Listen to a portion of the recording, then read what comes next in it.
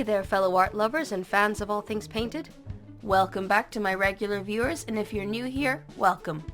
I'm Cal, and it's great to have you here. It's the 23rd day of Spooky Month, and today's theme is Eyes from the Dark. For this one, my first thought was eyes from some malevolent beast glowing in the forest. But then I thought, no, I've already done forests a few times now. We need a change of scenery. And how different can you get than the depths of the ocean? The setting was to be a shipwreck deep beneath the waves, so I began sketching out the wreck. As you can see, this wreck's taken a lot of damage. I had some trouble getting the hull symmetrical looking and ended up just using the symmetry tool to help with that. And now for the monster itself. A large lizard-like being adapted for survival underwater, with webbed feet, fins, and a long finned tail. Its most striking feature, however, are its eyes. But not just 2 of them. Nah, we're going heavy duty here with well over 20 covering the head and the upper shoulders, all staring straight at us. Oh dear. I added some more wreckage and rubble in the background, and then I began adding colour, covering the whole piece in a deep blue with a gradient from the top left to bottom right. Then I picked out the creature's head in an almost black where it is less easy to spot, almost hiding. But its many eyes stand out, a myriad spots of stark white against the gloom. I painted in the rest of the creature, including the finned tail, done in a slightly lighter tone. And then the ship, done in a similarly dark color, but just a little darker than the creature. The edges of the wreckage are rugged, both from damage and from algal and coral growth.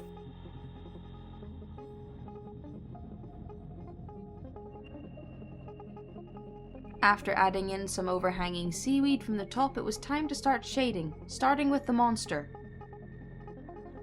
Adding in shadows doesn't have a massive impact here, being more to establish a more three-dimensional look to the monster than just flat colour, and to provide shadows under the monster to ground it in place.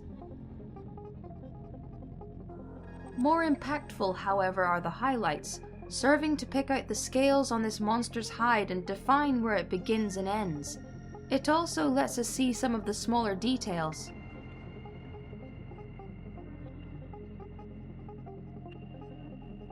I applied the same techniques to the boat, sticking with light blue to white for these highlights, but not with as bright a sheen, as the highlights are shining off dented, damaged metal.